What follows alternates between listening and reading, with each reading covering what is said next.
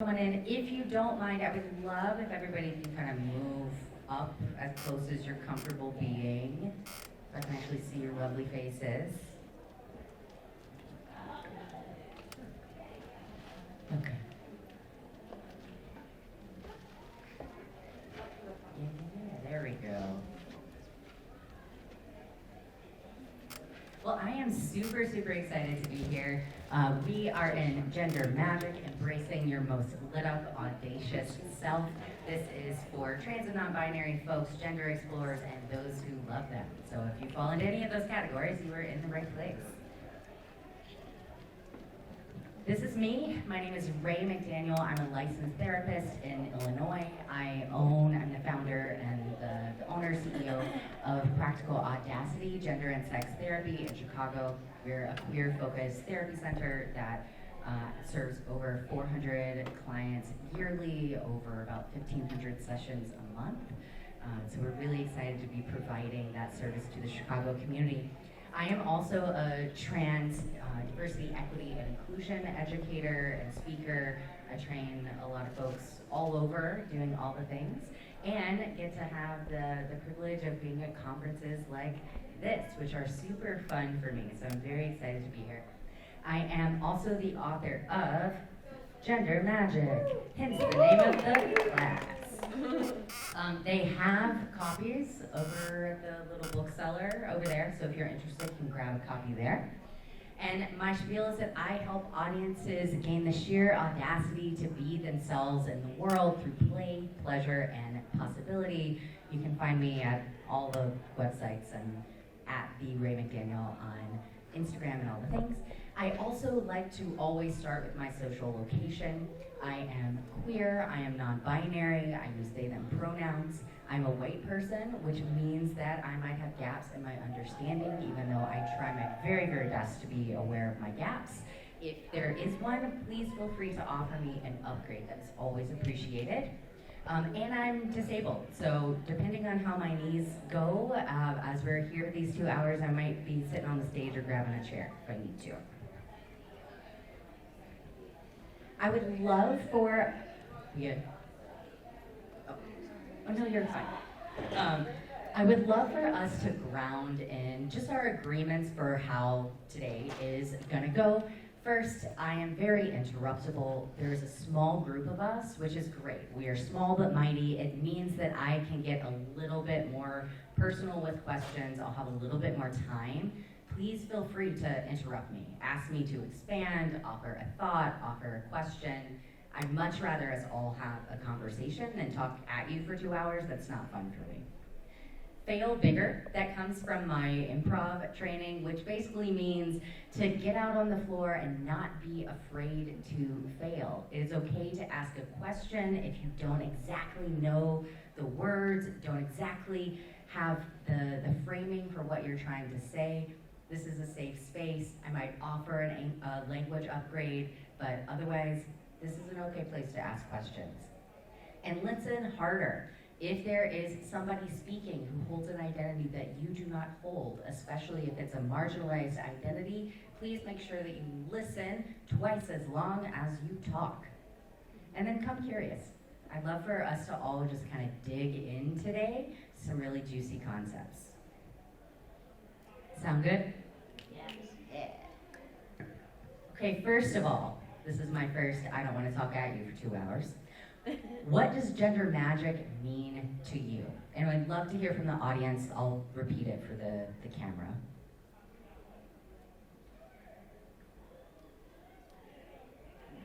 Yeah. I forgot I'm losing my voice. Oh no. So I thought of it as like gender kind of fake, so you get to make it up and explore and be magical in whatever way it feels good for you. Yeah, gender's kind of fake, absolutely. So we get to explore and imagine and make it whatever we want it to be. What else?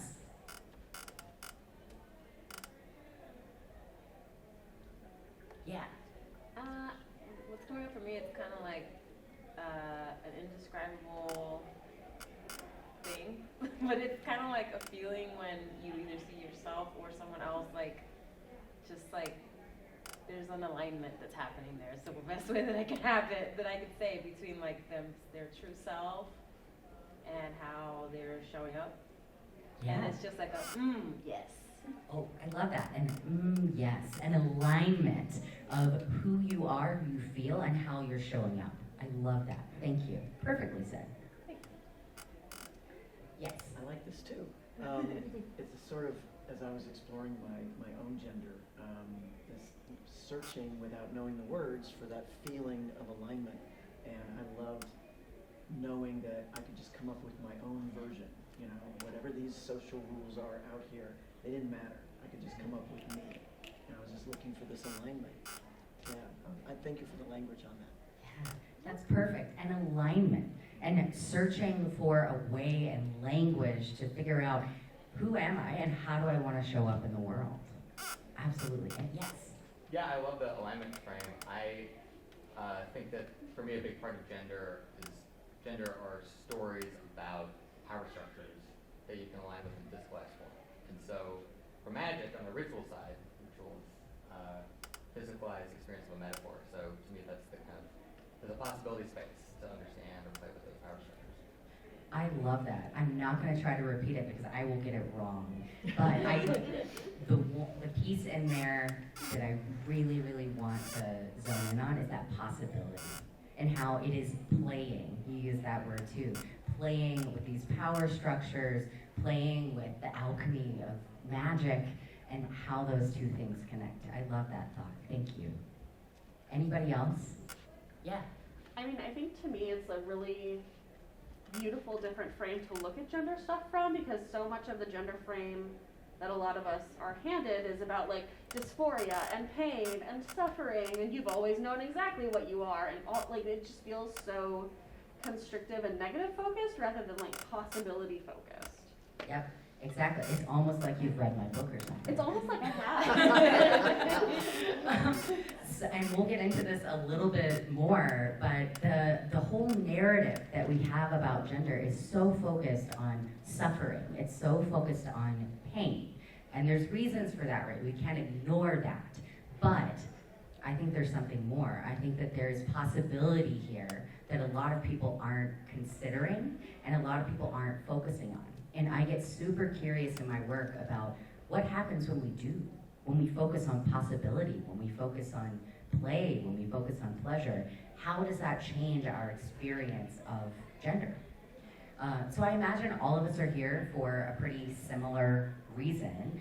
We've felt boxed in our life by gender, by the rules, right, that we put on gender, by this very restrictive way that we've been taught who we are, when we've been told who we are, and how we are supposed to show up in the world. Does that resonate with people? Yeah. And there might be some folks here who are like, that doesn't quite resonate with me, but I do have loved ones that feel that way, and I'm here to support them. And if that's you, awesome. Super glad you're here. What I invite you to do is to come at this conversation not only as an ally, but as someone who is considering and curious about their own experience of gender as well. So exploring gender in our world today can be a lot to untangle, right? For so many reasons. We know we've had a record number of anti-trans legislation in 2023 alone, more than the past 4 years combined. So we are at this really interesting and difficult political moment. And my work focuses, like we've been saying, on play, pleasure, and possibility. And I had this moment as I was finishing up Gender Magic, as it was about to come out, where I'd spent, most of 2021 and 2022 writing it.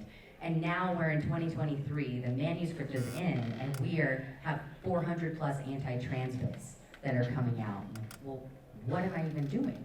Talking about pleasure and possibility and transition in this moment. And I came to the conclusion that we have to focus on and think about these things, because pleasure, possibility, play, trans and non-binary people thriving, that is the whole point. That is the whole point of everything that we are fighting for, and we can't lose sight of that. So the too long don't read of my origin story is that I grew up in a very, very conservative Christian household. There's a lot more to that story too, but that's the basics. And I really fought my way out to being the person that I am today. And it was not a linear journey at all for me. And one of the things that I came across as I was really leaning into my trans identity, I had come out as queer a few years earlier, is that I, as a non-binary person who didn't experience a ton of gender dysphoria, I didn't feel like I was trans enough. And I didn't feel like I was trans enough because I didn't hate myself enough. And I want us to pause there. That we created a system of gender where I did not feel like I was trans enough because I didn't hate myself enough. A system where it says you have to hate yourself in order to be yourself. That doesn't make any sense to me. It didn't as a non-binary person, and it doesn't as a therapist and a coach. And that is what I'm interested in disrupting. What are some ways that we can do that differently? I'm going to be playing with my juggling of the things here.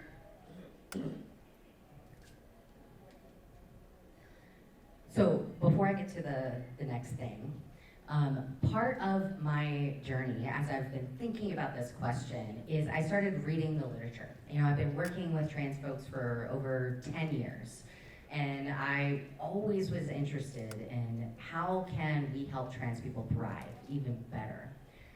But what I was noticing is that the literature did really, really focus on all the negative stuff. It focused on suffering, it focused on risk mitigation. Those things are important, right? We have to do those things. But I wasn't seeing the other side of the coin. I wasn't seeing the research on how can we help trans folks thrive, to be resilient. What does it even look like when we are? And so I started listening to my clients a little bit harder. I started reading research in other areas, in education, in medical risk, and and design thinking, all this different stuff, and pulled it together to what I call the gender freedom model. And the gender freedom model is a model for gender exploration and transition that focuses on that play, pleasure, and possibility. Now, it isn't a roadmap. It's not Google Maps telling you step 1, step 2, step 3. I consider it more of a travel log.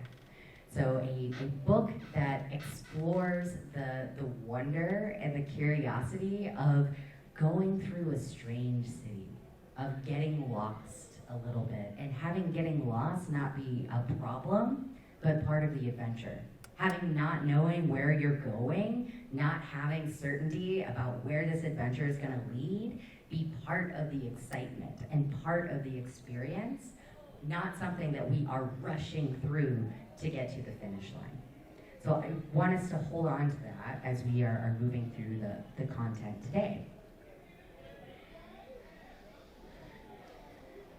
This is it. This is basically the presentation here, y'all. The world is better when everyone has the freedom to be authentically themselves, free from fear and free from shame. Do we believe that? Yeah. So the question then becomes, how do we get there?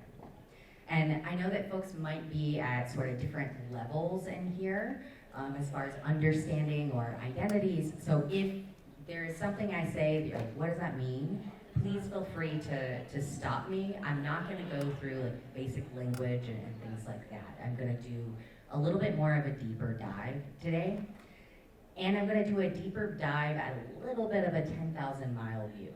So we're getting a lot of nitty-gritty stuff at this conference around sex and relationships, and there are incredible presenters here and incredible opportunities to learn here.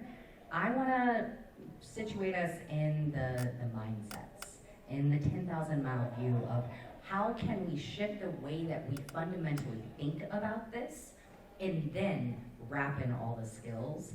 There's also going to be a couple of longer portions where I'm going to walk you through some of my favorite exercises in gender magic, and we'll be able to do those together.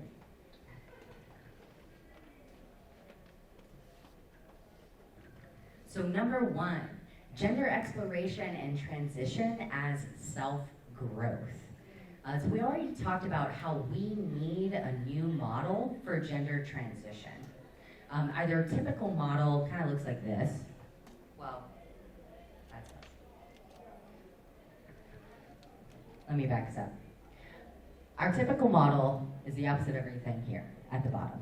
It is what I call the Caitlyn Jenner route, right? Where it includes social, medical, and legal transition. It is an A to B. Someone has a defined place that they are trying to get to, and there's usually a specific timeline. Now, this is kind of what we see in the media. We've heard this narrative, and I don't want to minimize this, right? This is a lot of people's journey. It's been a lot of my clients' journey. It's also not the only way that this journey can look, and it's not the way that I like to think about gender transition. So I'd like to reframe it for us as the process of leaving behind sex assigned at birth and transitioning into a different gender identity, whether this identity is binary or non-binary. So it can include social, medical, or legal transition, or it might include some of those, aspects of those, or none of those. And none of that says anything about someone's identity. It's not A to B. There isn't a defined place that we're going. That is also different for everybody and can grow and change and evolve over your lifetime, which is a concept that I really appreciate for myself, of not being in a place where I feel like I've ever completely arrived at my gender identity, but am always growing and evolving and understanding differently what it means to me throughout my lifetime.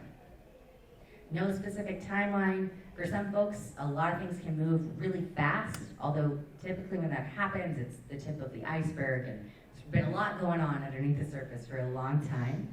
Or it might be as slow as you want it to be, right? There is no race here.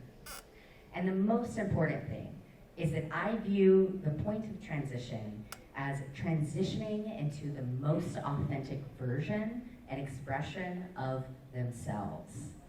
Okay? How does that feel for folks? Is that kind of different than other things you've heard? Or everybody like, yeah, we know this? Feels like relief and permission. Relief and permission, yes. Mission accomplished. I love it. I also want to talk to us about this concept. So this is a big one that often comes up when folks are talking about gender transition specifically, and that's passing. I prefer the term blending because it seems to get a little bit more to what people are actually wanting, which is, I want to go to Target and not be harassed, typically. This is a really complicated topic because it is a goal for a lot of trans folks and seen as a source of relief, and often is. And oftentimes that relief is about this quote from a client is, I just want to be and have people quit staring at me. I just want to be myself and not have my trans identity define me. So it's absolutely true that blending makes life easier in our world today, and that it's often a safety issue. So that is absolutely valid. And then there's two things that we're holding here. So on one hand, we're holding that passing as a goal relies on others to give you your validity, and it creates an external locus of control. So if your meaning of success when it comes to transition is, hey, I'm gonna go to the grocery store and the clerk, any clerk, is going to gender me correctly every single time. And that is how I will determine how successful I am in my transition. That's giving away so much of your power, so much, to somebody who is not going to think about you when they go home at night. On the other hand, it feels really good to be seen. It feels so good to have people in your corner who know who you are, who see you for who you are, who gender you correctly, and that is important. It's an attachment need, and we know from all the literature that it is one of the #1 mitigators of distress across the board. So we're holding both of these things. It is important to be seen for who we are, It is important to have those people in our corner. And if our definition of success is blending 100% of the time with strangers, then we have really given away a lot of our power. So here's the crux of it. The way I hold both is, number one, by just saying, yes, both of these things are true. And by saying, you get to have people who see you for who you are, who love you for who you are, without changing a thing about you. Not a thing. And I know that because I know some of them. And those people are out there, and they are ready, willing, and able to see you and to love you for who you are. And you don't need to pass or blend in order to do that. And if that's a goal for you, that's totally okay too. I just want us to also hold both of those truths. We just did that. Yeah. Well, and I think too, like thinking it, like passing is your goal, understanding that it's okay for that to not be the goal for others, because sometimes it drifts into respectability politics stuff. Absolutely. Just to repeat for the camera, you mentioned that some people that is their goal, and that's totally okay, 100%. And then we get into this place where somebody is judging somebody else for that not being their goal and getting into respectability politics. And yeah, that's a huge thing. Thank you. Mindset shift number 2, moving towards versus moving away from, otherwise known as self-efficacy. So how many of you have read Burnout by Emily and Okay, several. This is gonna look familiar then. Okay. Here's a mouse, here's some cheese, and here's an owl. This is what we're talking about. This is a study that Emily talks about in Burnout, where they take 2 groups of participants, they put them in different rooms, and they give each of them a coloring sheet maze situation. And one of the participants has a mouse that is trying to get through the maze, and there is a piece of cheese at the end that they are running towards. The other group has a big scary owl in the back corner, and the mouse is running away from the owl. Same maze. Which group, and if you've read the book, don't answer, which group do you think made it through the maze faster? Cheese. Yes, the answer is always cheese. Always. Why is that? It's because when we are running away from something, we are in this back area of our brain, right? We are in our sympathetic nervous system, our fight, flight, freeze, or fawn response. That is not a place where our brain works best to make decisions. It is a stress place. It's an important place. It helps us survive.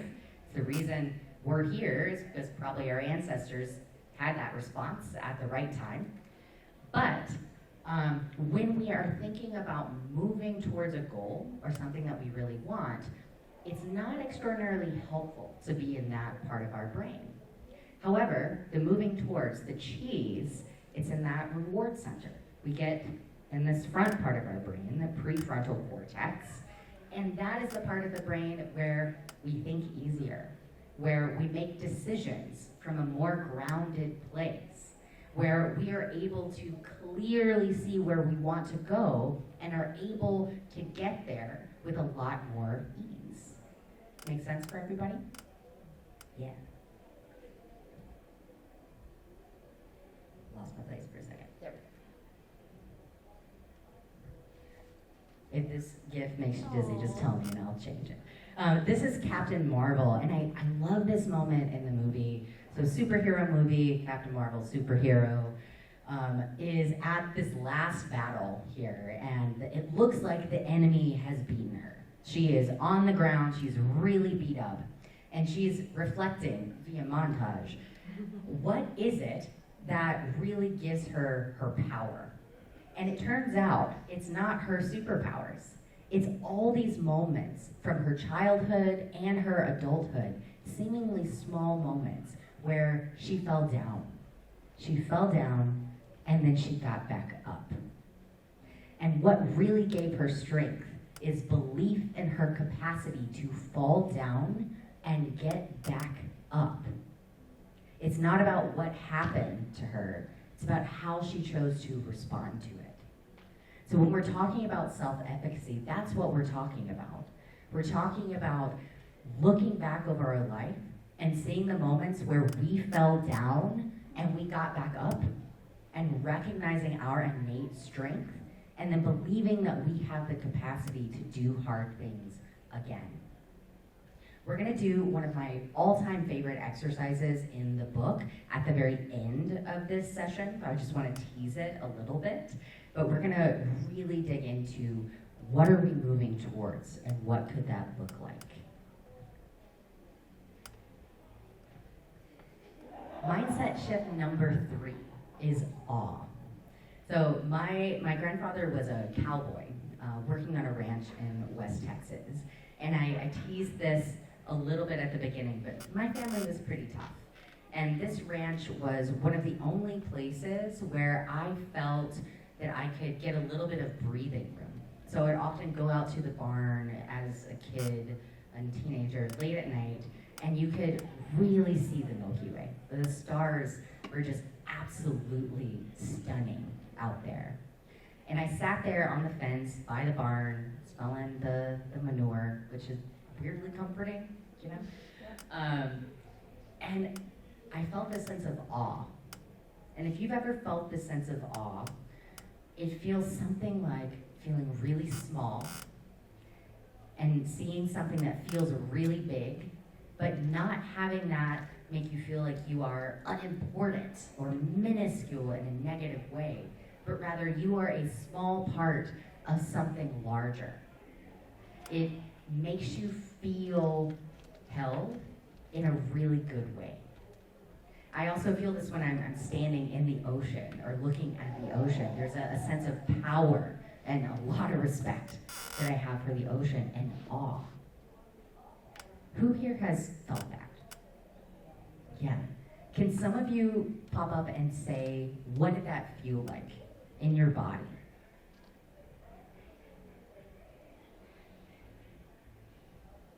Yeah. There's an expansion in the chest area. Yeah, exactly. This expansion in the chest area. And I see you like taking a deep breath as you say that, right? That. Face kind of goes slack. Uh-huh. Face goes slack. The wow face. What else? It feels like infinite possibilities outward and then infinite possibilities inward at the same time. I love that. Infinite possibilities outward and infinite possibilities inward at the exact same time. That's beautiful. Anybody else? Just like utter calm, and also I think a couple times just like crying with no like what happened, just like okay, this spot is fucking magical. So and it moved something in my body that I don't need words for. Yes, exactly. It moves something in your body that you don't need words for. Crying, calm, right? It's a sense of magic, and if this word resonates, take it. If it doesn't, don't, but it feels kind of like sacred as well, in a way. Yeah, I love that. So, once upon a time, there was this guy named Galileo. And Galileo did something really wild. He wrote a book that said that the Earth actually is not the center of the universe, right? Wild. That actually the Earth revolves around the sun.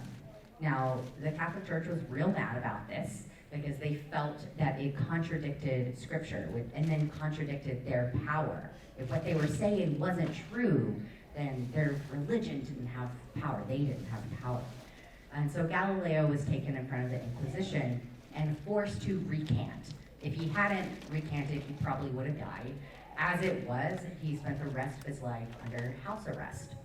And as he was leaving, there's a legend that says that Galileo said, and whispers as he's leaving the Inquisition, and yet it moves.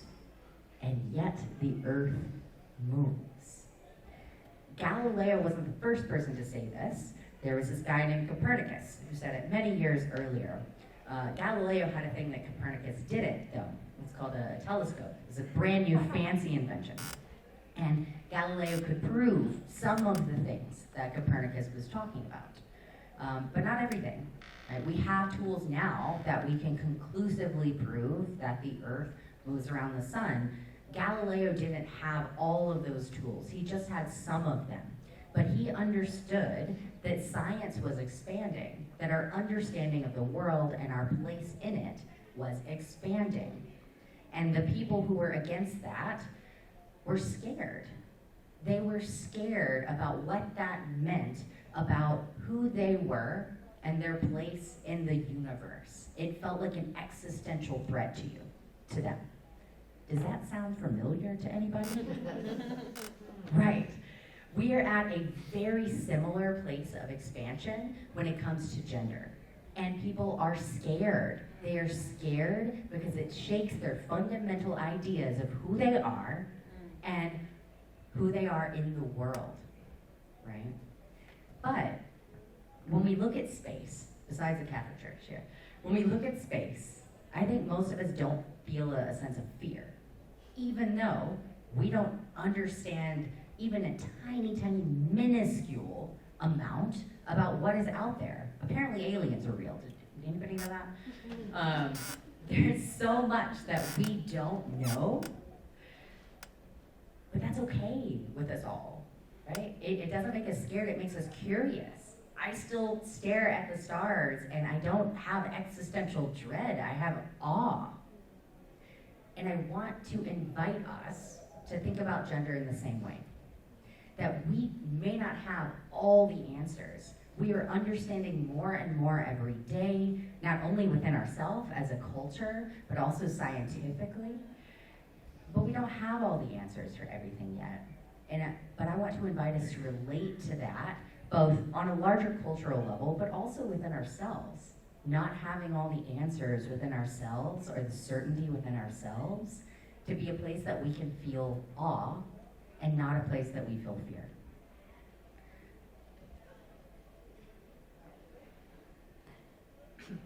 So I'm just curious, now that I've given you the Sermon on the Mount,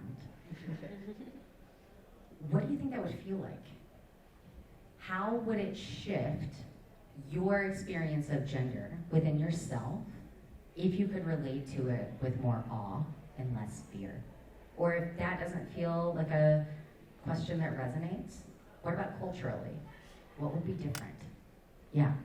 I remember I went to a pride party like a year and a half ago in Philly, and I saw all of these people doing all the different gender things, and it was amazing to see like all the ways they can be, all the ways gender can be, and to like give me because I had so much feeling of like, am I doing it right? Am I doing the right thing? Is this expressing my gender adequately? Do people see what I want them to? And like none of that mattered, and I got to just see that like you can just do whatever, and it's gonna be fine.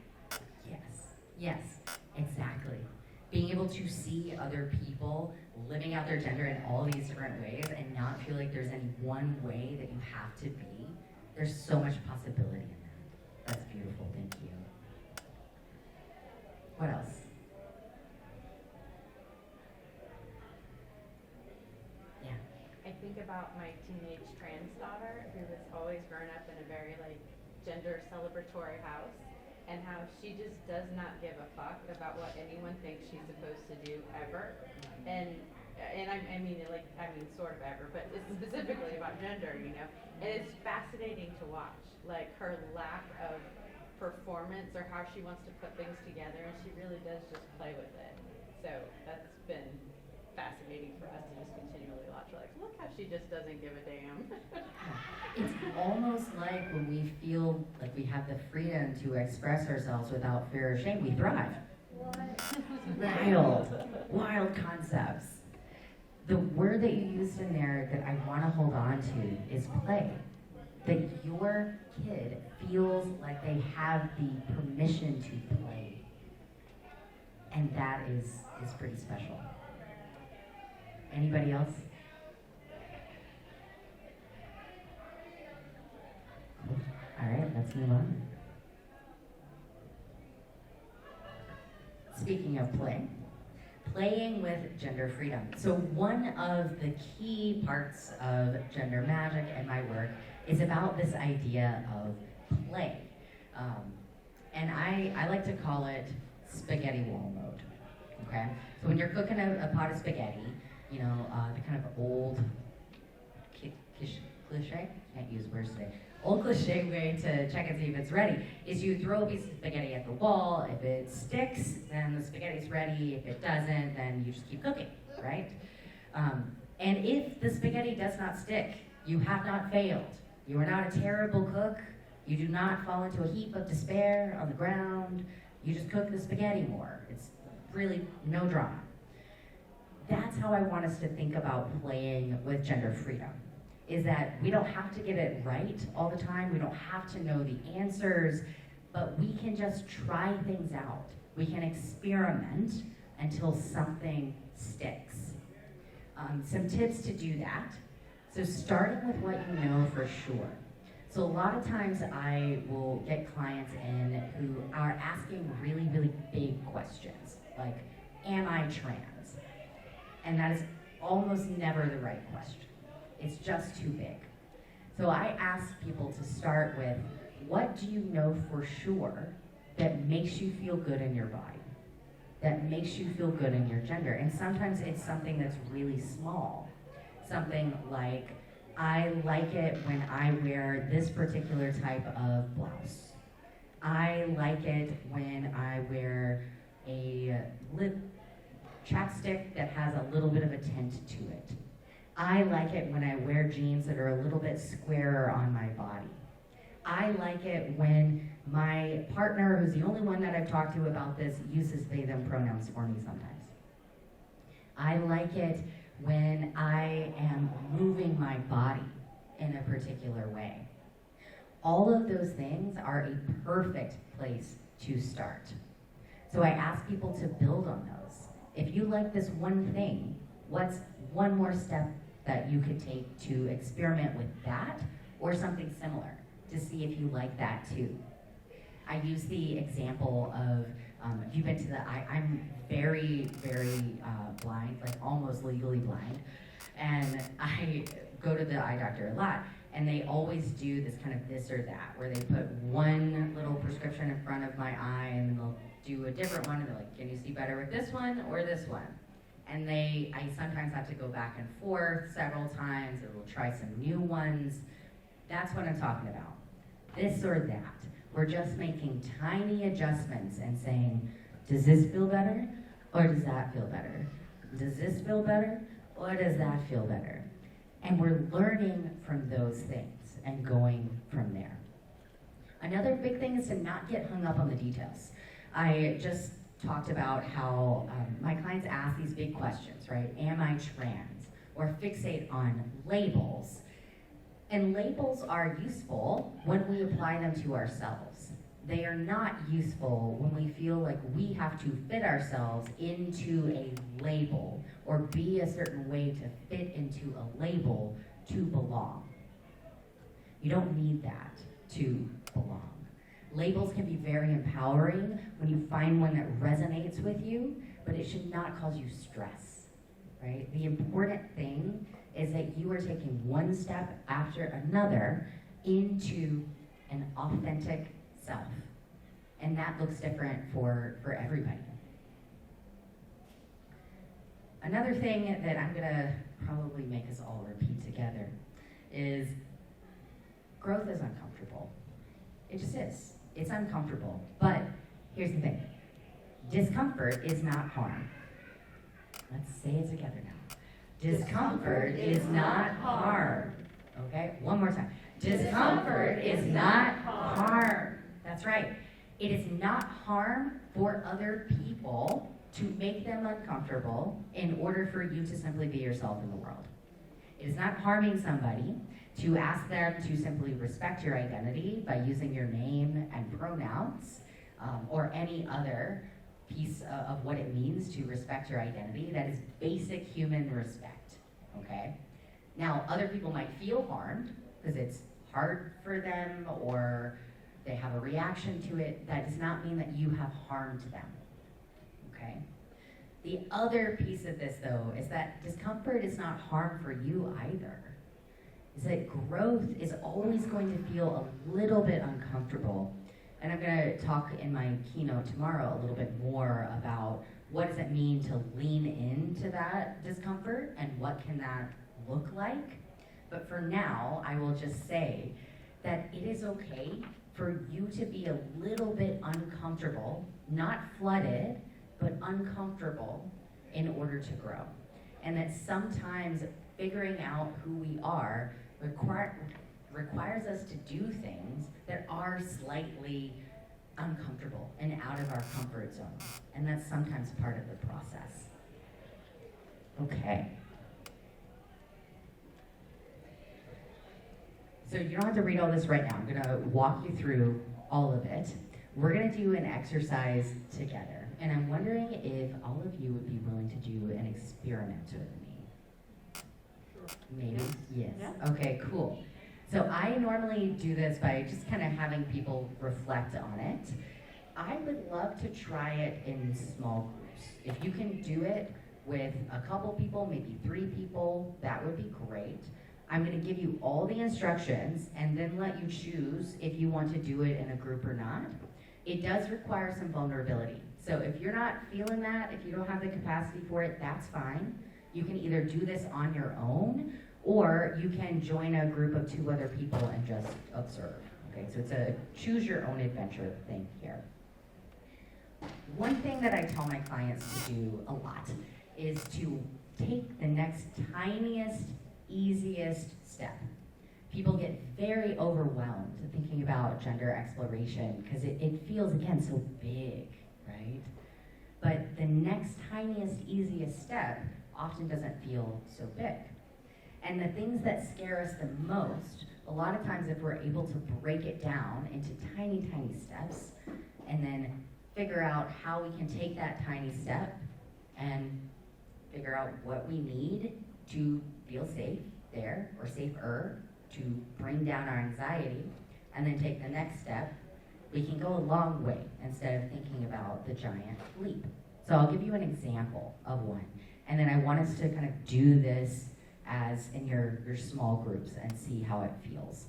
So I had a client, and I'm sharing this with permission, this story is also in Gender Magic, who, a trans femme client who was a woman of color, just a Black woman.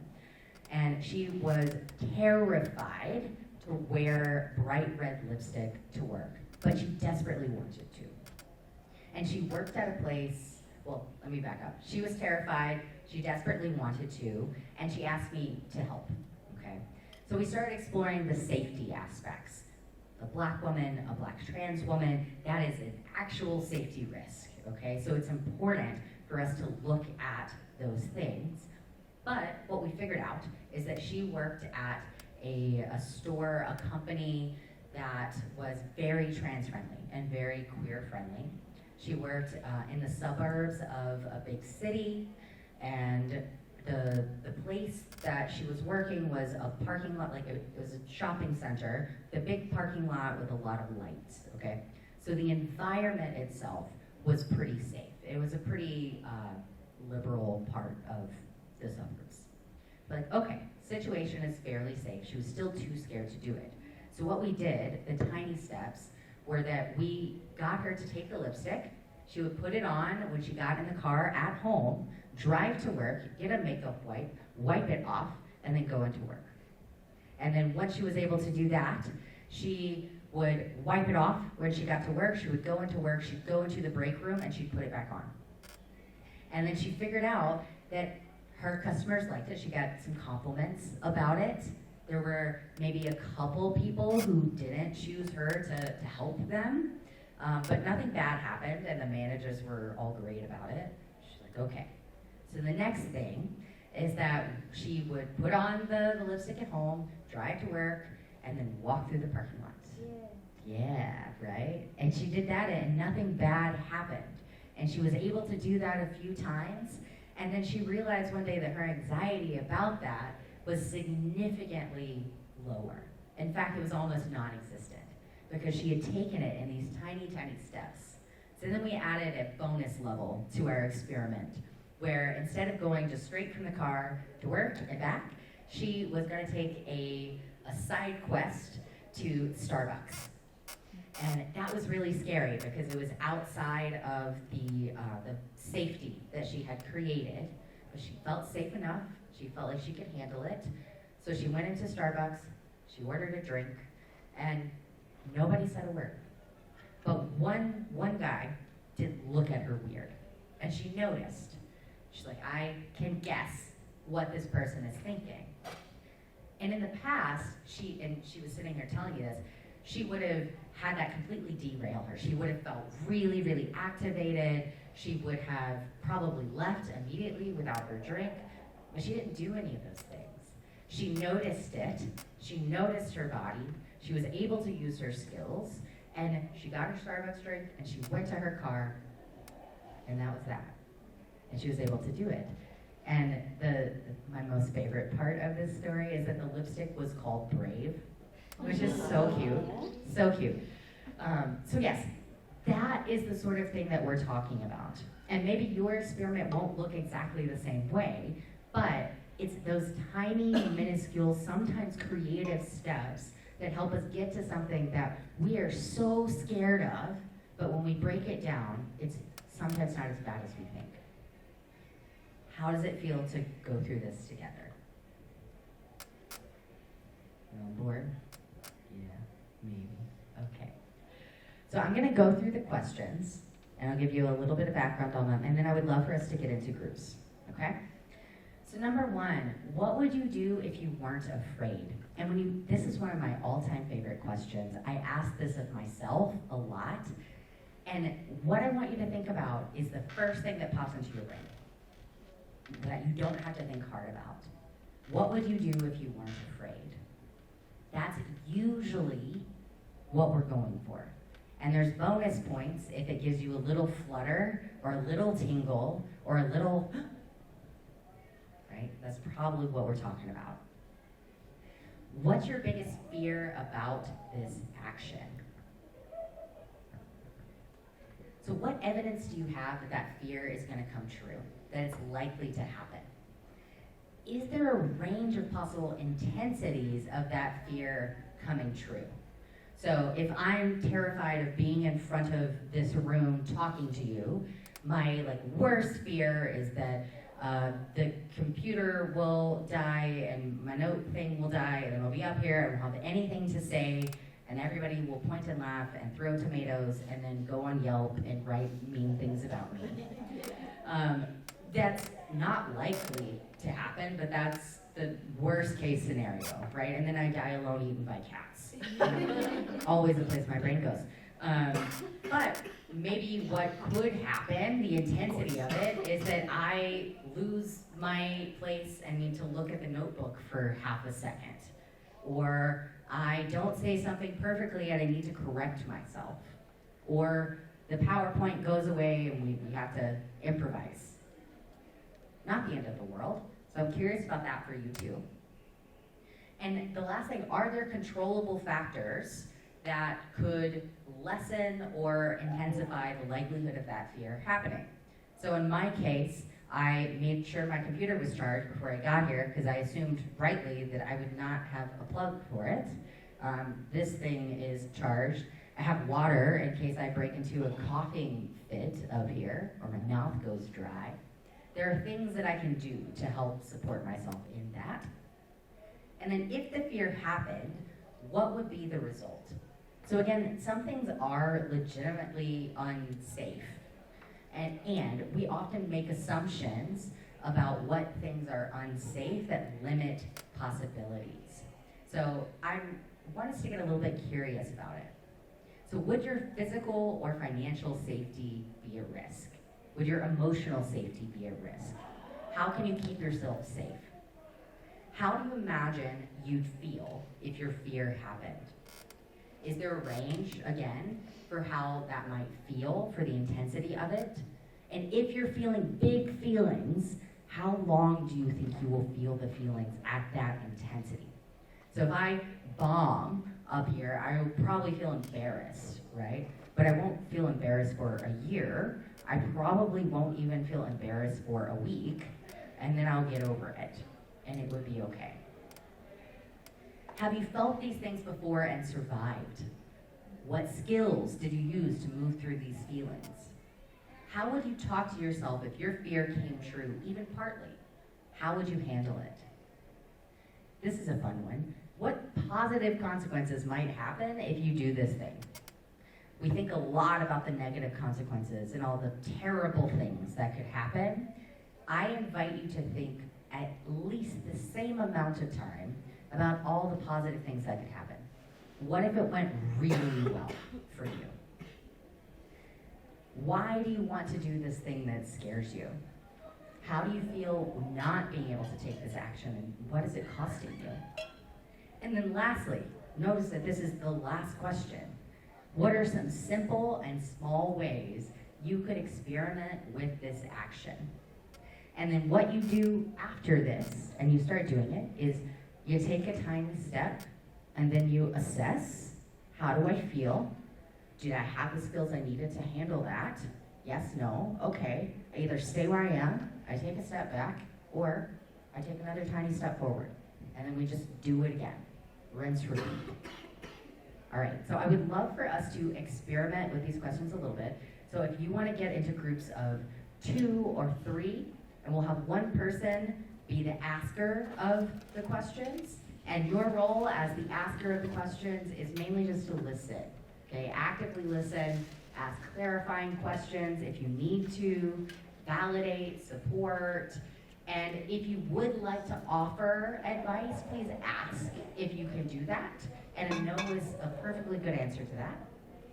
And the person who is being asked the questions, you just answer them. That's it. All right, so you can do this on your own. I'm going to give us about 15 minutes or so, maybe 20 minutes to do it. And if you're in a group, I'll set the timer for 10 minutes, and then I'll tell you to switch. Does anybody else need a group or want to get into a group? Just going to do it on your own? Okay. I want to be in a group. We have a group taker. Group here. Anybody else want to be in a group? You want a group? These two are groups. Great. And if there's any questions, let me know. I'm going to be walking around. I can help with stuff. Yeah, And set that I 10-minute stuck my timer first also. question where I was like, but I was like, the things I'm afraid of in life don't seem well. Or either, yeah.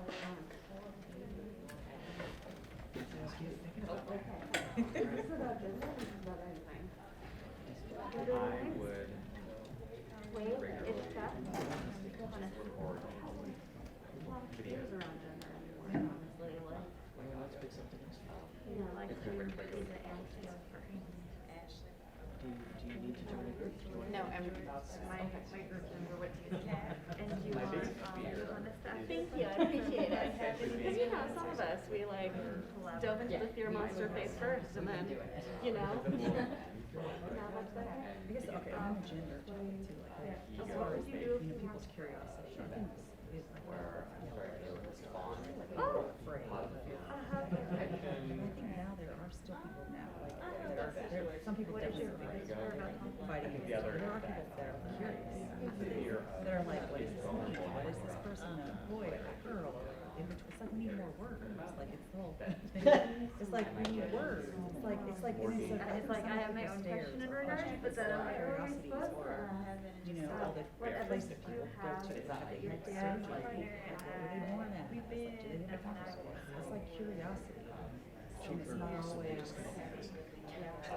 and it's none of their business, and that's the bottom line, but it's like, how do you come to a world where they're, because we still don't know how It's like, has this been your experience before that you tried to join a group and people were like, ugh? Are we gonna do one at a time? Or go back and forth? Great question. Yeah. Because I think there's like What would you? We could do me first.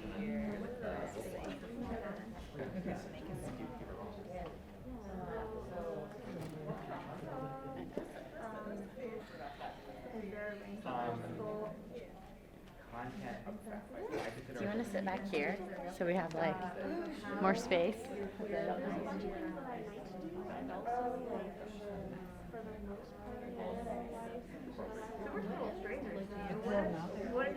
up and I'm like, I'm not interested, but like, There's a bunch of stuff that has to happen. okay.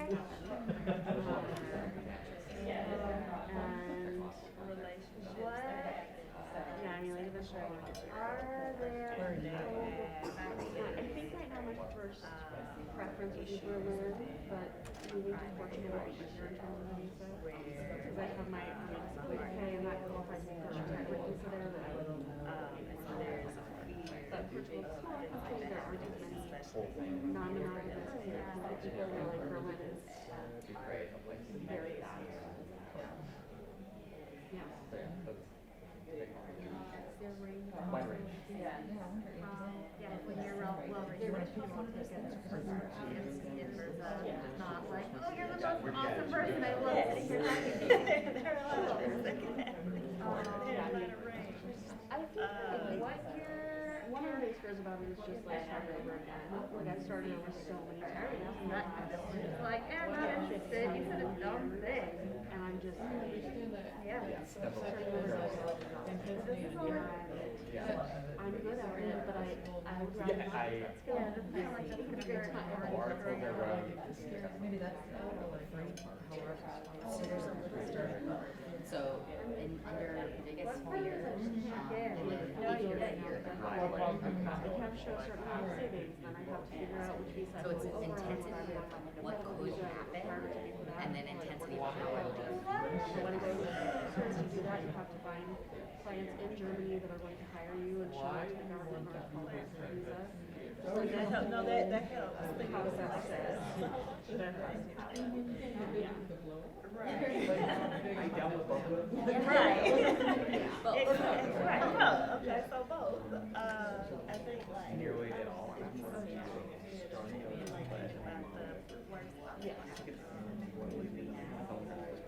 I like when I heard that question. Right, or like go to Berlin, like, Once I'm sick, I can't have it, right? Like,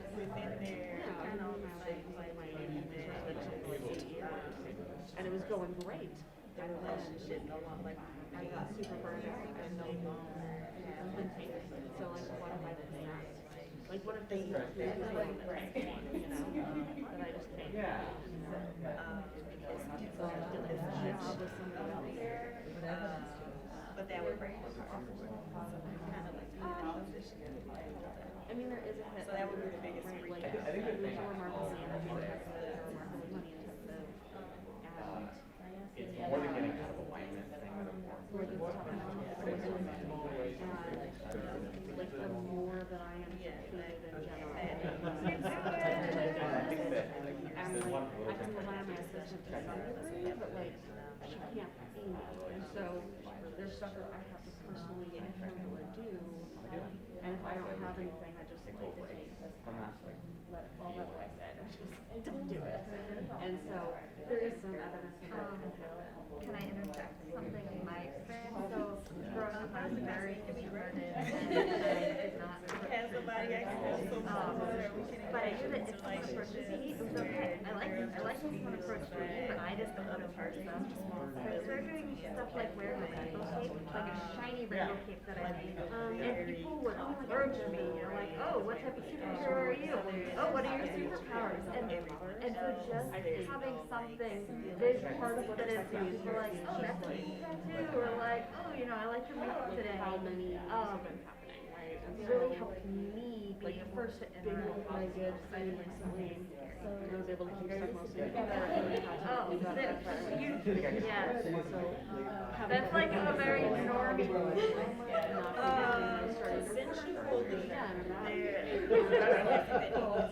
Wait, you've got your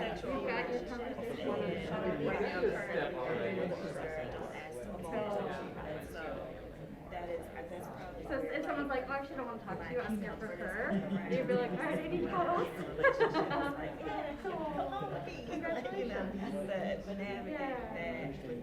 Are you ready? Okay. Did you write down the questions? Yeah, I thought it was fun to do it. Let's do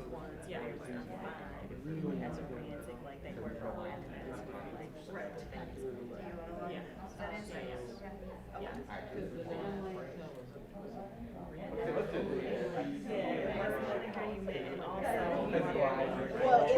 we weren't the person that were engaging in friendship, but it was crossing boundaries that happened. But like basically, like really between like friends. I get so much like so much they always offer it. And I'm sort of like, okay, I'm gonna take them up. Oh, so I got big things to do. What I do is to. If you're in a group, there's about 2 more minutes before we're gonna switch. Oh my goodness. Why the big discussion is critical mass, fully adopted.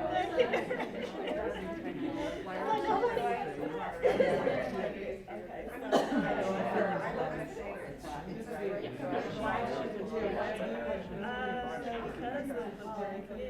I think part of the way that I am in relationships, what else, rules or the restrictions, or my partner and I to make the other person completely responsible. choosing timeline, figuring this out, To be able to, so our relationship can remain. what I can do to help get myself set in terms of finances and like business stuff.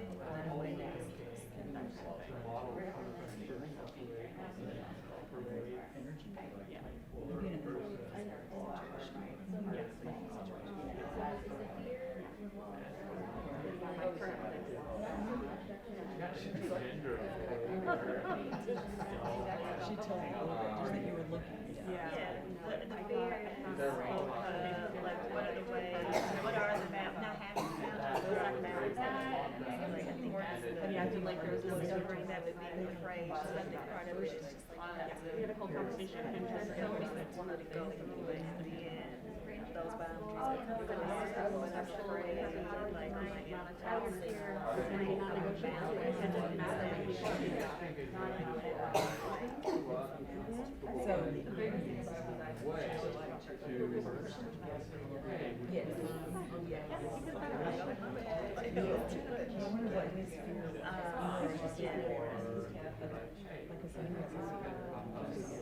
He's deeply aware of part of it is trauma from his partner who moved out that we have space for him. Part of it is he's just a deeply aware of the area. part of me does feel like held back. So that's a control. Yes. Well, then it's control. All right, time to switch if you're in a group. You don't have to move, but let the other person read a question and they answer. So we'll give you 10 more minutes on that.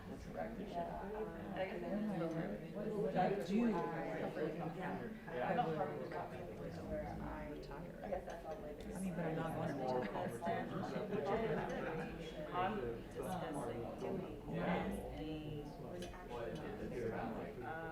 What would I do?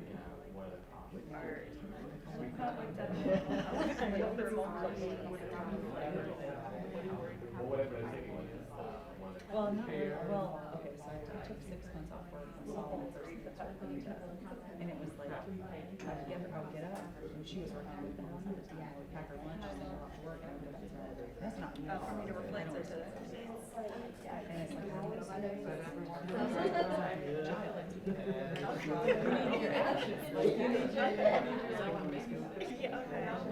I have thought about it. It doesn't make me like to imagine I'm not unfortunately, but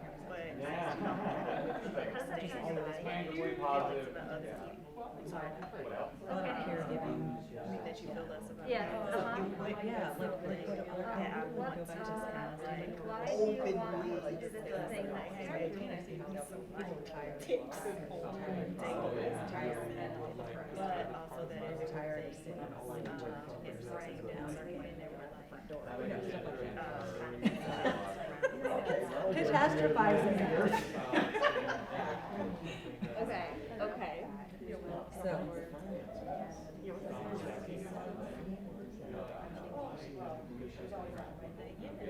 Yes, and so she'll definitely, and that's what I think too, and like she'll retire before she's 10 years. So she should be, yeah.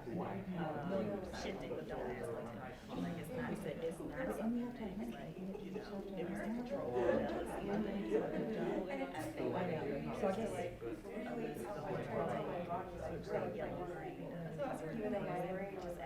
Like I do, I love magic balls, and like I'm really concentrating on as far as the stuff, it doesn't mean as a busy situation. There was a consequence, Or just to spend your time, it doesn't have to be for money. What does it cost?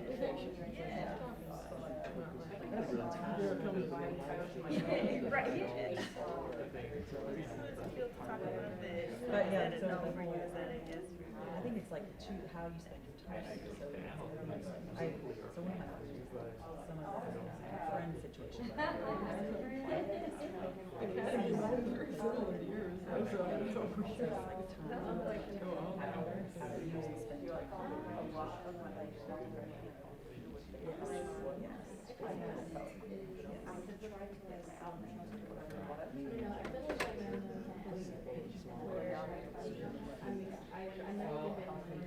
Yeah, no, it's I like it. So but then it's like, I guess there's some intense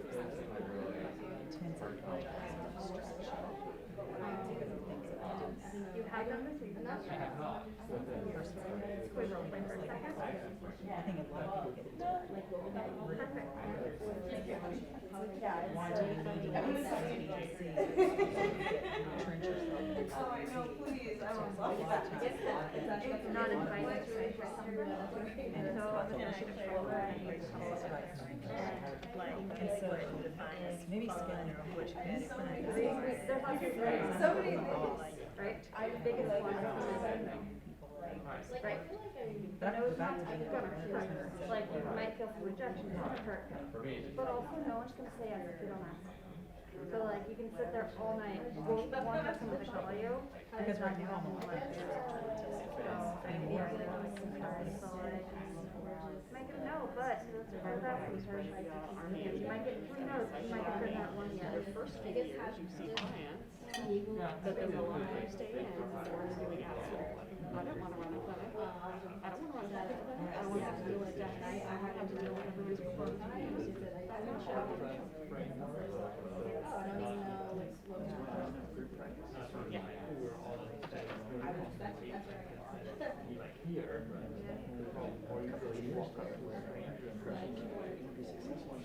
Have about 5 minutes left.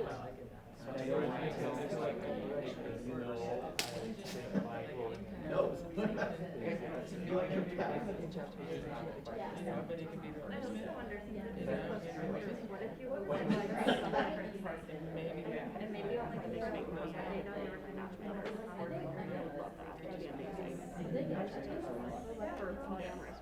I had to call you, I think, a big place. I did so much, I didn't really have time for it, but if you want this question. Well, and like the biggest thing about matchmaking is your Alright. So that was really And this year I'm coming up with this international travel places I don't think that. That's my fear. And she's I starting. would like to go experience cultures that aren't mine, that are nice,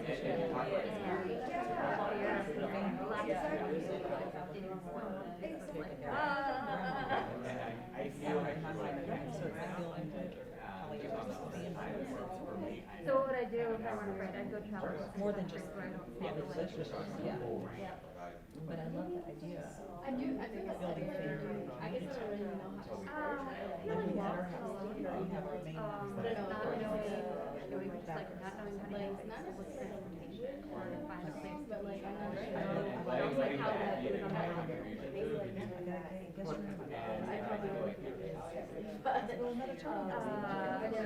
so when I was in college, I went to Quebec, and I didn't make any friends. And I also,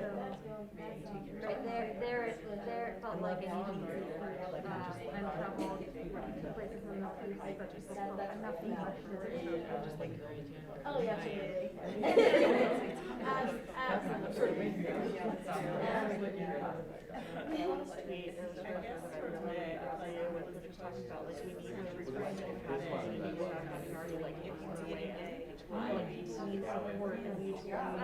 I Yeah, the like, without having to I don't like the friendships and figure out because like when I moved to New Zealand, I have to start putting it together and figure out what I'm gonna do.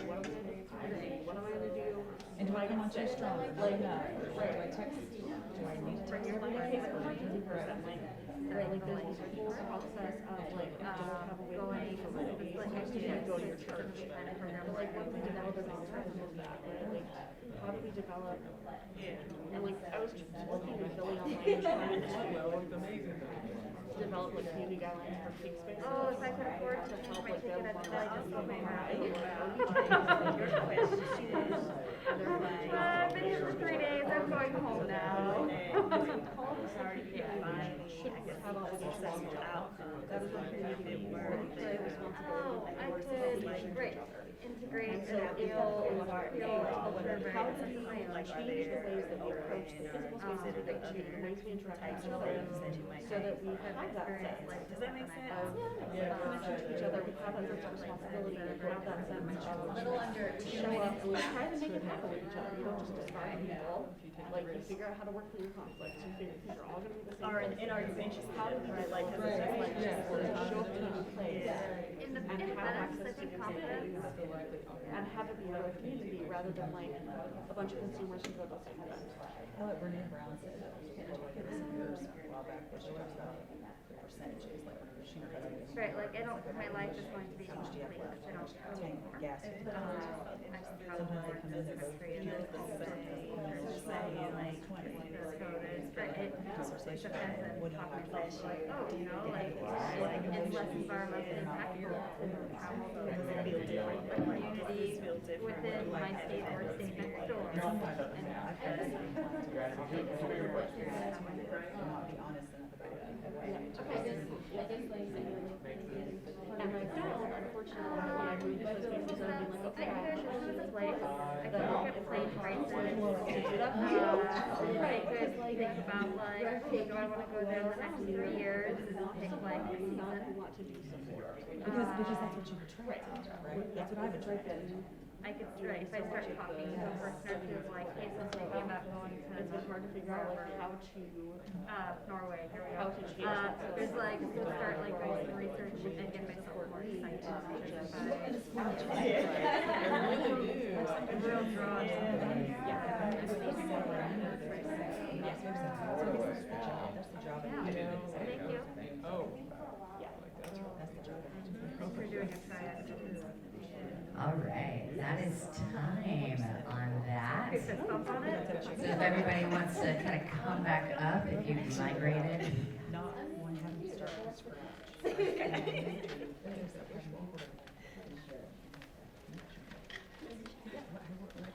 How was that for folks?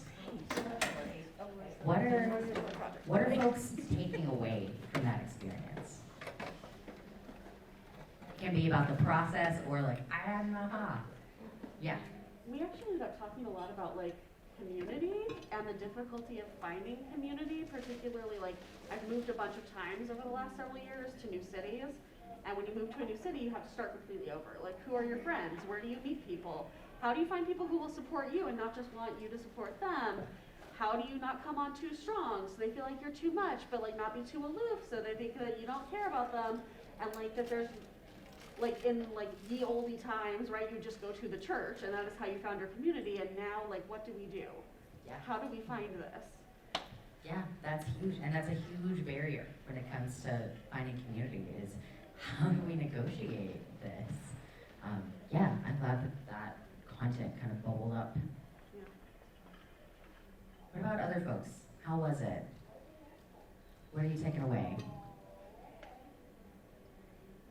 I like that there are steps and it makes it kind of more manageable. I think for me as a person, it's really hard to get from here to like the big thing. So it helped me to kind of like be able to go step by step, really more manageable. Yeah, exactly. It felt more manageable when we break these big things that are sometimes really big fears into these tiny, tiny little steps and tiny things that we need to think about. It suddenly feels a little less scary, I'm venturing to say. Yeah. Other folks? Yeah. I really appreciated the steps and the the recipe of beautiful questions. One thing I do is scenario planning, and when you get people to simulate a scary future or something that might happen, you can be like, oh my gosh, what if this happens? And a phrase I use is play it all the way through. Because often the anxiety, the fear response is because you haven't played the scenario all the way through. And this is like, okay, play it all the way through. What are the range of intensities? What might you do? And I felt in that there was a expansiveness, and I could draw from more of my own resources and sense of self-trust, and to then imagine myself, project myself into that situation. Beautifully said, beautifully said. And I love this idea of seeing it all the way through, because that's exactly what we're doing. And you heard me say earlier, right, my fear, I can bomb this speaking engagement or whatever, and then I will have tomatoes thrown on me and people write things on Yelp, and then me taking it all the way through is, and I will die alone eaten by cats, right? Which is silly. I know it's silly, but it's also like, what am I really afraid of at the core? And then, like you were saying, what are the resources I have?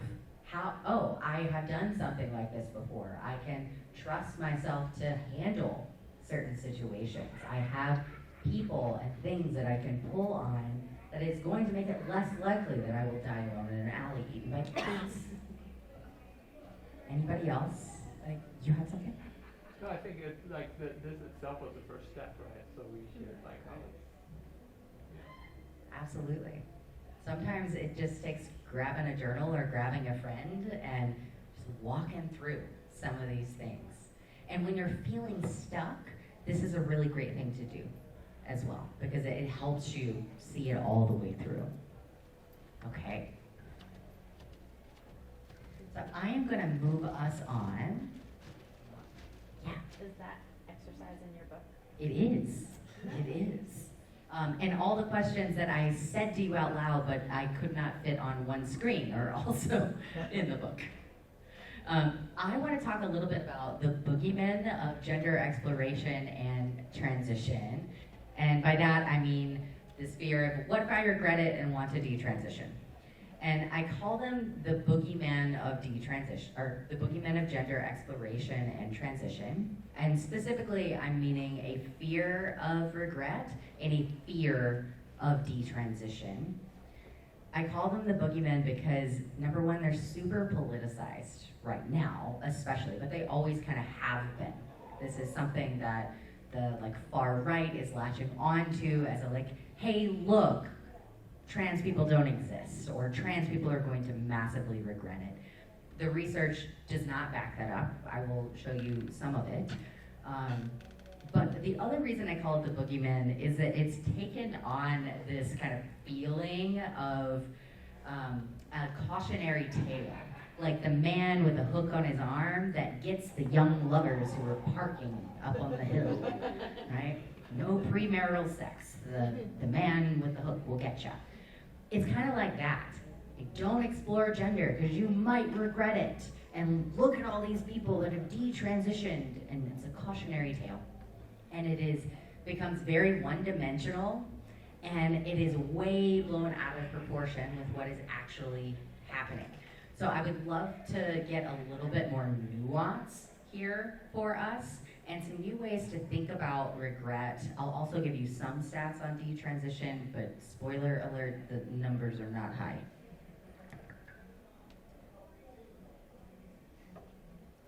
All right, let's talk about regret. Regret's a feeling. Full stop. Regret is a feeling, like sad or mad or happy. It's a feeling. And like any other feeling, it's not going to kill you, and it will pass. Okay? But we put regret on this pedestal of we must avoid regret by all means, especially when it comes to gender. Instead of seeing it as, oh, this is just a normal human emotion that we typically all will feel at some point in our life, and we have to figure out what we want to do with that emotion when it comes up. Another thing we know about regret is our data really, really sucks. specifically when it comes to trans folks. We do not have good data around detransition or regret. Part of that is this one-dimensional thing that I was talking about. So regret is a very complex thing to study. It's complex because a lot of the researchers don't ask questions like, does this person regret a medical transition, or do they regret a negative outcome of the surgery, like a medical complication? Do they regret transitioning, or do they regret that we live in a transphobic world and it's hard? Which is the number one reason that people experience any regret or detransition. It's because the world is hard. Most people who experience or who identify as folks who have detransitioned actually don't change their gender identity. So I think that says quite a lot. We also don't pull apart regret and disappointment, or regret over an outcome versus regret over a choice. So the research shows that if somebody thinks they've made the best choice possible given the information they have, they are more likely to experience disappointment than regret. But most of the studies don't measure that. I've also looked and done a little bit of a deep dive on medical regret studies. They're not all reflected in this presentation. They were for an article I just did. And it's fascinating. And I wanted to read you one of them, a quote, because I think it is really great. In one 2017 study of patient surgical regret across many different surgeries, so this isn't specific to gender. This is all a bunch of different kinds of surgeries, and a lot of surgeries have to do with cancer. Researchers, with roughly half the reviewed studies focusing on surgeries for cancer, there we go, researchers examined 73 studies and found that an average of 14.4% of patients experienced surgical regret. Calling the fact that 1 in 7 patients experience regret a relatively uncommon experience. 1 in 7. Medical journal. Relatively uncommon experience. Do you know what the rates of detransition are? In most studies, it's around 2%. There's some outliers that will say up to 20, but those are really the outliers. Most of the studies that you're going to see, and most of the ones that are coming out now, are going to be between about 1 and 3%. So let me say again, 14.4% of patients experience surgical regret, and it's a relatively uncommon experience. That did not worry the doctors of this study. Okay, so I want to ground us there. Also, I have rheumatoid arthritis in my knees. That's the disability that I was talking about. One of the treatments is knee replacement surgery. I have not gotten that because the surgical outcomes are not always great. They're pretty unpredictable. The rate of surgical regret for knee replacement surgery is greater than the rate of surgical regret for any sort of gender-affirming procedure whatsoever. And yet, I don't have to get a letter from a doctor about my mental health. I don't have to prove anything. I just do it. It's fine. Nobody's worried about me mutilating my body. That is also true when we're talking about the, let me back up a little bit. I've had top surgery, if you can't tell. I had top surgery, and for that, you typically have to get a letter from the doctor, blah, blah, blah, gatekeeping. However, lots of cisgender women and some trans folks get this exact same surgery, a double mastectomy, if they find out that they have the BRCA gene, which makes them a much higher risk for cancer. They do not have to get mental health treatment. They do not have to get a letter from their doctor, and there is not any sort of conversation about body mutilation. It seems that we're really only concerned with medical regret when it has to do with gender. Yes? Another example would be nobody needs to get mental health care or letters to get permission to have breast augmentation surgery. Exactly. Exactly. No one has to get... comes with that sometimes. Yep. No mental health treatment, no talk of mutilation if someone gets breast augmentation surgery, which is also a gender affirming surgery. Weight loss surgeries. Oh, yeah. Bariatric surgery. Which are actually amputating healthy organs for purely aesthetic reasons. Exactly. So I want to ground us in all of that to say that the conversation around regret and detransition is a boogeyman conversation, and it is unfairly applied to trans people versus cisgender folks for sometimes the exact same surgeries or very similar surgeries. Here's the other thing. Good decisions can be regretted if the outcome isn't as expected. So let's say decision A. Okay, I'm making decision A. I'm going to move to New York. And I've wanted to do it for a long time. I moved to New York, and it is great. It's the city that never sleeps. I have so much energy. The food is amazing. I make really good friends right away. I'm going to look at that decision and say, wow, I'm so smart. I made this decision to move to New York, and it was a great decision. Go me. So let's say same person, same me, same decision. I moved to New York. And the garbage is everywhere on the street. And all the restaurants have cockroaches in them, and there are rats everywhere. And it's the city that never sleeps, which means I never sleep. And it's really hard to make friends. I'm going to look at that decision and say, wow, I made a bad decision and I regret it. But the truth is that the decision itself was neutral or good. There was a reason that you moved to New York, right? Something about where you were wasn't working. You wanted to. Sometimes desire is enough, right? You wanted to. But that decision was morally neutral. It might even have been a very good decision or the best one that you made given the information that you had. There's no reason to look back on that decision and say this was a bad decision, even if the outcome isn't exactly what you wanted it to be. And part of the reason for that is this last thing, reality testing. Regret happens because we often have this thought that life would have been better if I had blank, if I had not moved to New York. But I don't know what would have happened if I had stayed living where I was. There was a reason that I moved. There was something that was drawing me there. I don't know what my life would have looked like if I had stayed. It's a moot point. You cannot know that. However, regret's not fun, right? If we can avoid it, let's do that. Here are a couple big 2 ways to avoid regret. Number 1, hot versus cold decision making. Hot decision making is when you are emotionally dysregulated, okay? You are up here, your anxiety is up here, there's usually a feeling of intense urgency that's happening. You might be fidgety, you're rushing through decisions. The research shows that if you make a decision in that state, regardless of the outcome, you are more likely to regret it. However, if you make a decision in a cold state, which I'm going to say a grounded state, so it doesn't mean that there's no anxiety there ever, and no sense of like you want this, but that vibrating up here isn't there. You've given yourself enough time to turn down your emotional temperature.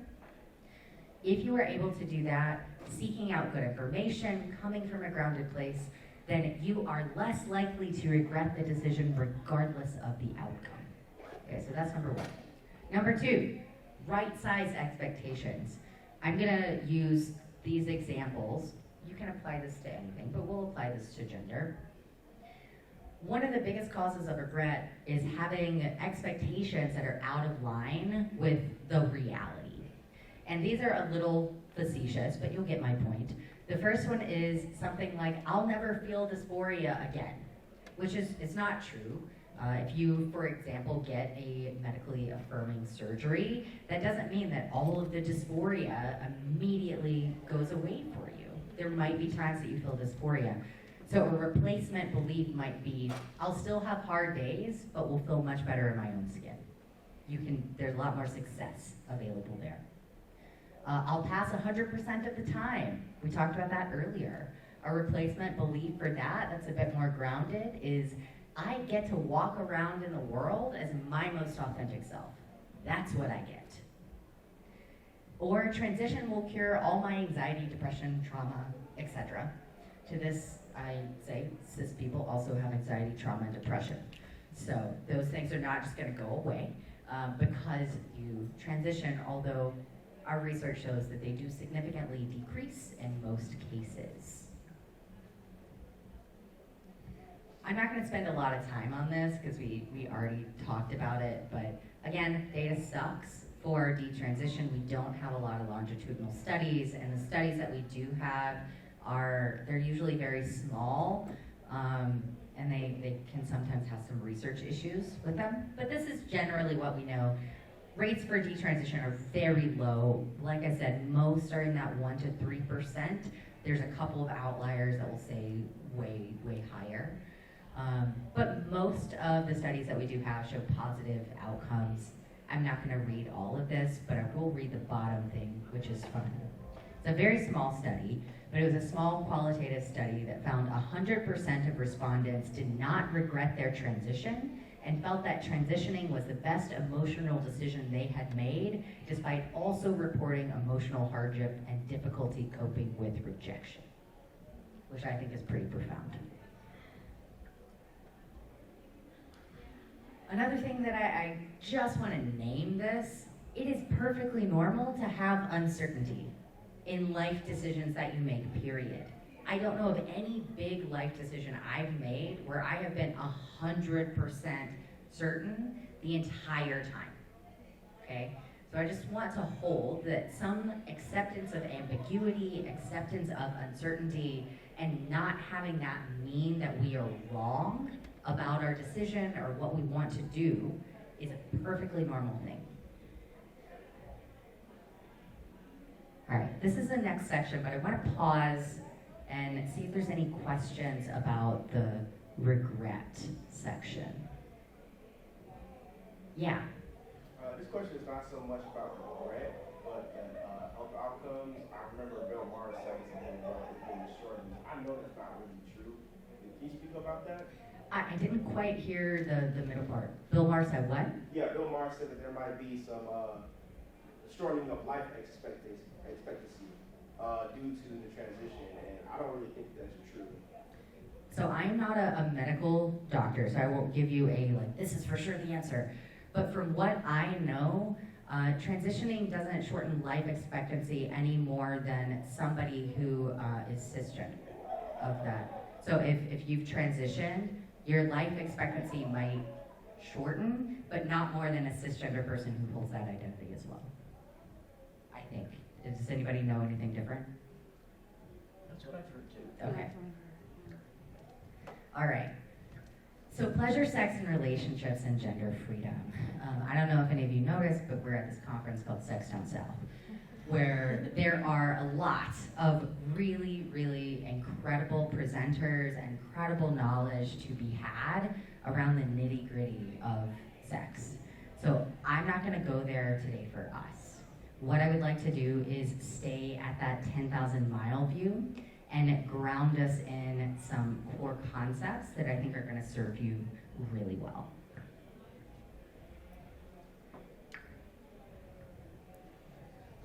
First, before we get to this, I'm going to go back. How would y'all feel about me reading a little excerpt from Gender Magic? Yeah? Okay. It's a fun one. All right. A dinosaur was having an orgasm in front of me. To be specific, my friend, dressed up in a blow-up T-Rex costume, was riding a saddle-like sex toy contraption with a vibrating and rotating dildo, we all know what that is, while enthusiastically orgasming.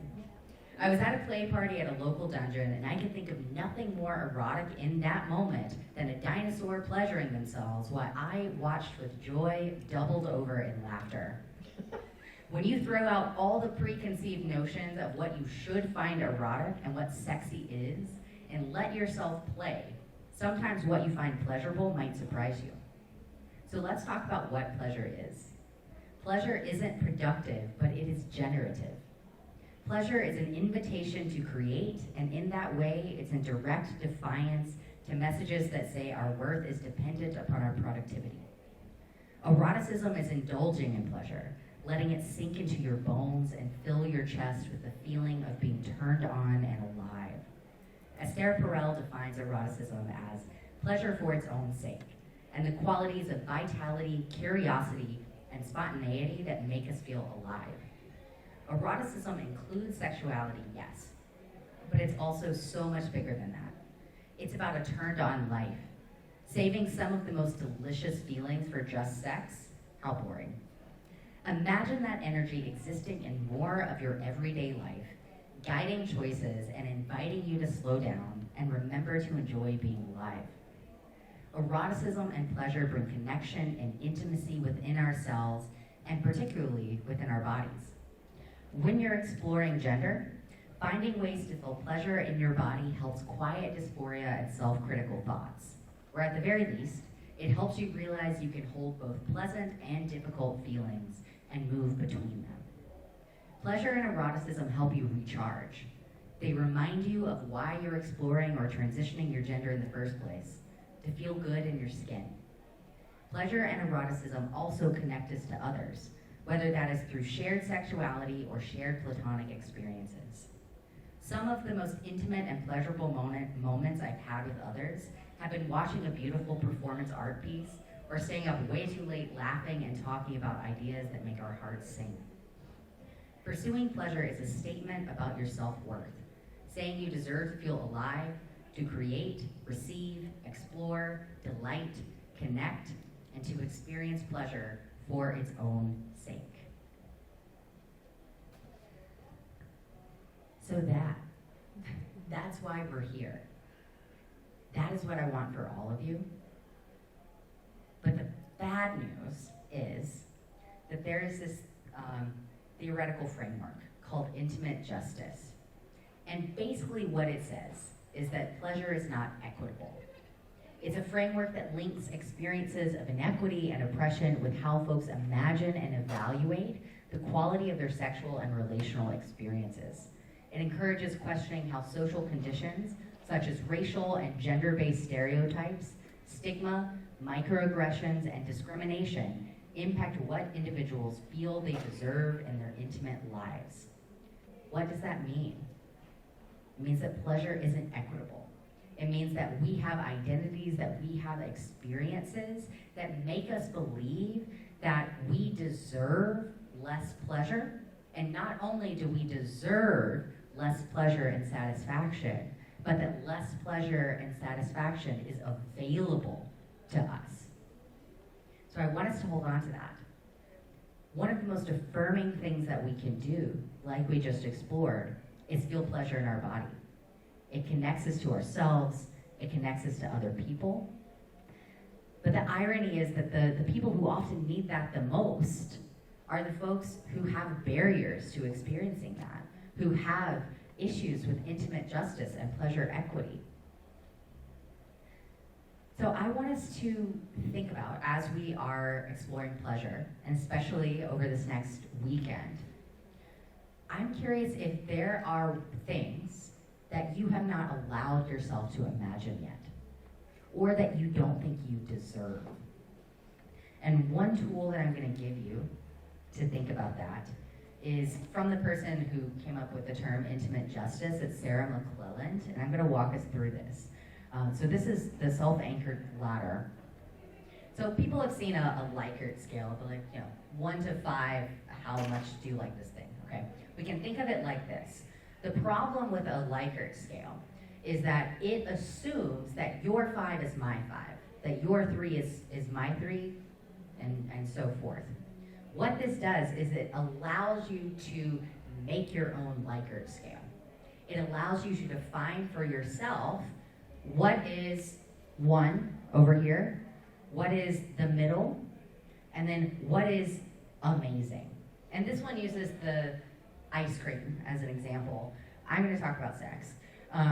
So over here on 1, this would be the worst sex that you can imagine, right? This could be really heavy and deep, or this could be something really silly, One time I had sex and I forgot that I had left a garlic clove in my vagina from getting over a yeast infection. That's good. That's my one. That's my one. Middle, what is just like everyday, weekday, this is good sex. I have enjoyed this, everybody is connecting. What is good here? And then over here on the end is your 10, right? What is amazing, mind-blowing, epic sex? And this can apply to relationships too. You know, what is a bad, what is an okay, like good, solid, and then what is amazing relationship? You can apply this to lots of things. But it does a couple things. It makes you think about what these levels are for you, and it shows you the limits of your imagination, which is why this can be really helpful. I do this with my clients, and that way I can kind of gently, compassionately challenge sometimes what their 10 is. But it can be great if you have somebody close that you want to bring in on this with you as well. But if you're just doing it on your own, you can think about, are there things that I feel like I'm holding myself back from because I don't think they're possible or I don't think I deserve them? And I just invite you to consider that maybe you do deserve them and maybe they are possible. And like we've seen with the step-by-step things in the past, when you are able to really mark it out, like, okay, so if I'm regularly having level 5 sex, what does it mean to have level 6? What's a 7? And as you get very specific about what did those things look like, you can start increasing your capacity to experience pleasure and start believing that more pleasure is possible. Make sense? Cool. Any questions on this? Okay.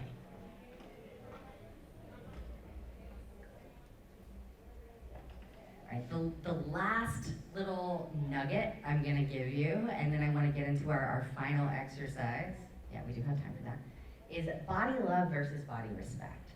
So this conference, the theme is all about body love and body acceptance, and every body is beautiful, and I 100% believe that, absolutely.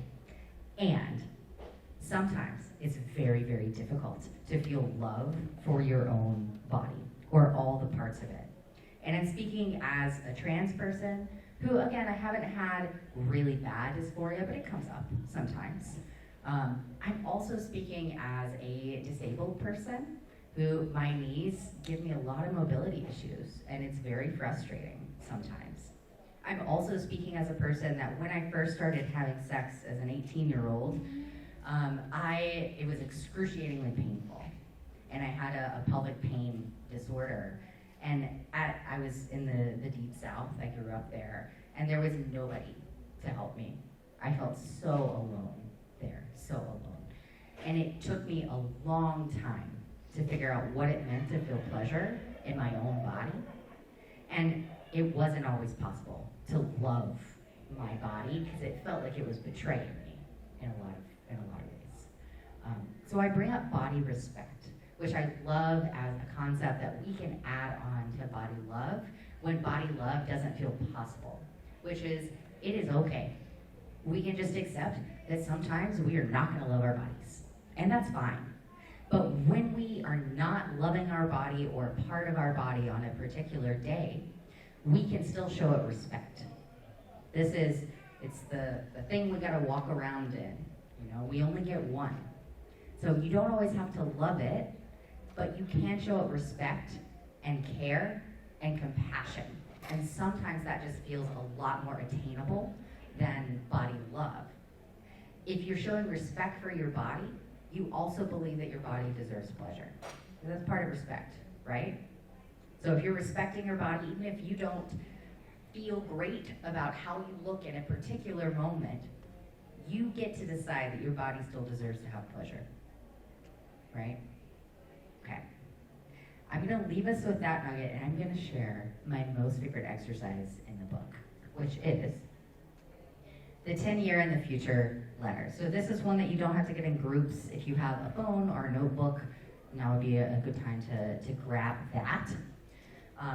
So I'm going to give you all the instructions, and then we're going to walk through the sections step by step, if that sounds good for folks.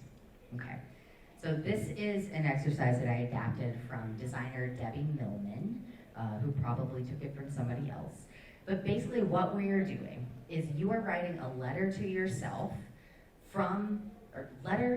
I can't speak today, y'all. Letter to yourself from you 10 years in the future. So your future self is over there writing a letter to the you of today, okay? And this future you is the biggest, most lit up, most audacious version of you that you can imagine. There are no limits to this 10-year in the future you. You can go wild. If you want to be an astronaut, doesn't matter, okay? And I want you, as we're going through these questions, to think about writing out the moment you wake up and turn over on your pillow to the moment you go to bed. What does one typical day look like for this future version of you? You're telling the you of today about it. I want you to do it with as many senses as you possibly can. So really spell it out. What does it taste like? What does it feel like? What does it sound like? Do you have a candle burning? What scent? Right? I want you to experience that version of you. Now, we only have a short time today, and this is a bigger exercise. So I'm going to set some time limits for each of the sections. Consider this a draft. Consider this a brain dump. Don't think too hard about it. You can do it in bullets. You don't have to make complete thoughts or complete sentences. Just get something on paper and don't think too hard about it. Attempt to write for the entire time that I'm giving you for each section without stopping, okay? Any questions before I get into the sections? Okay. So, section 1, I'll get my little timer ready. I'm gonna give you 3 minutes. This is the feels. So the questions that you're gonna think about here, you don't have to answer all of them. You can get the vibe, all right? Is how do you experience pleasure in your life? If sex is important to you, what's your sex life like? How do you incorporate play into your life? What do you do for fun? What excites you about your life currently? As your future self, what are you looking forward to in the next 6 months? What emotions or thoughts are most present for you? All right, you got 3 minutes. Go.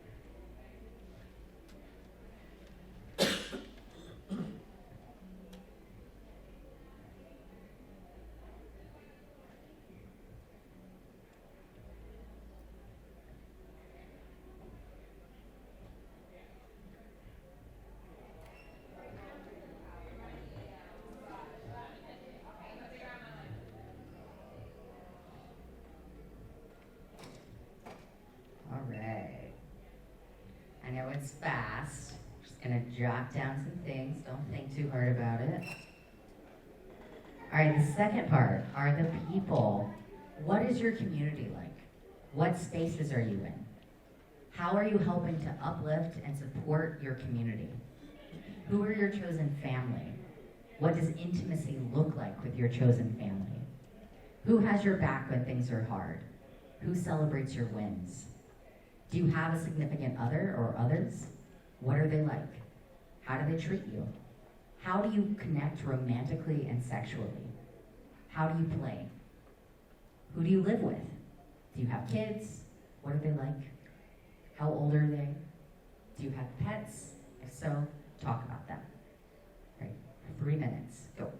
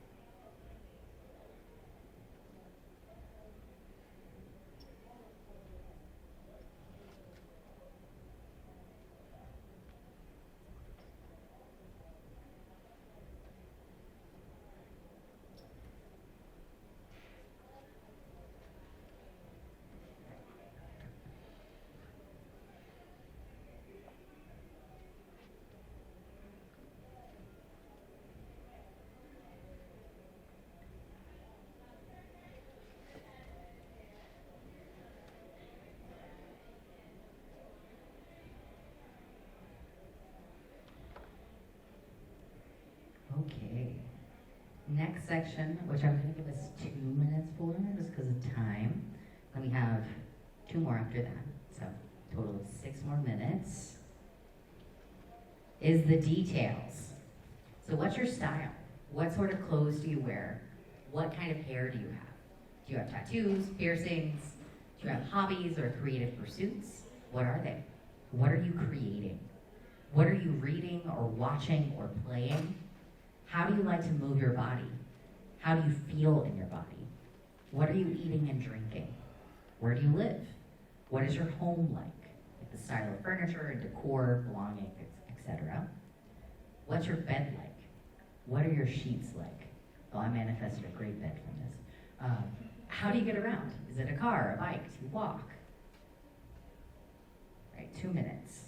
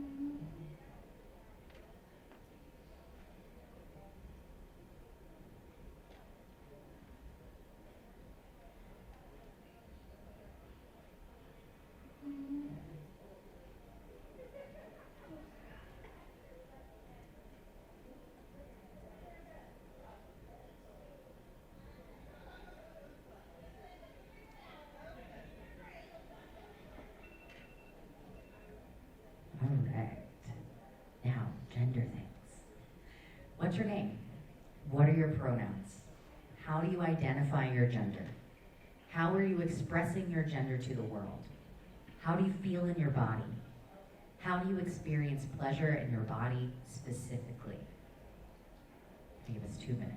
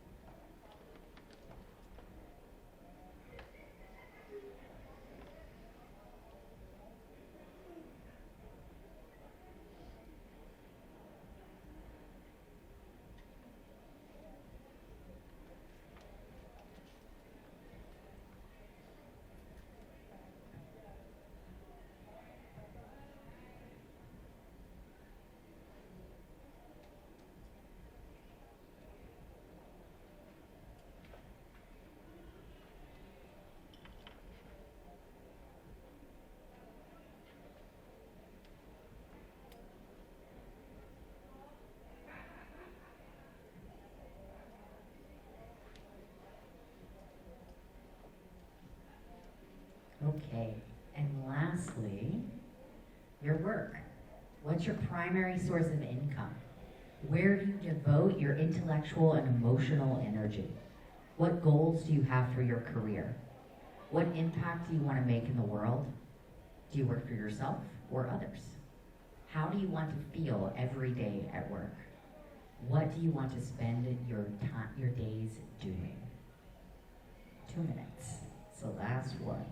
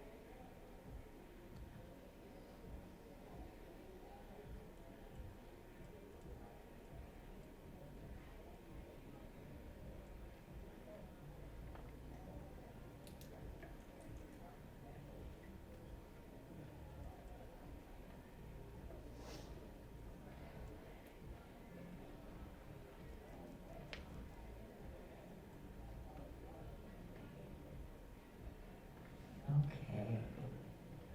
Wrap it up. One one thing that I want us to notice about this exercise is that gender's in there, but it wasn't the main thing. And that's because gender transition and exploration isn't the point. Gender freedom is.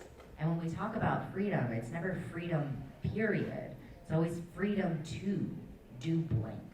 Right? And in this case, it's freedom to live your life as the biggest, most lit up version of you and all the possibilities that that creates for you when gender's not taking up so much brain space, when you feel good in your own skin. That's the magic of it. That gender exploration and transition is not the end, it's the beginning. So that is all I have for you today. I know we're getting close to time, so I will be around for questions if anybody has them. Otherwise, it has been a joy spending some time with you today. Please make sure that you fill out the evaluations. There's QR codes on the walls. I'd love to hear what you think. Share anything that really stuck out to you about this workshop. I'm always looking for what's resonating and what's not, so I appreciate that. And these are all the places that you can find me. Instagram is kind of a hub. You can find me at the Ray McDaniel there. You can find me at ray-mcdaniel.com. You can get Gender Magic anywhere books are sold, also on gendermagic.com, but also like out there in the hall. All right, thank you so much.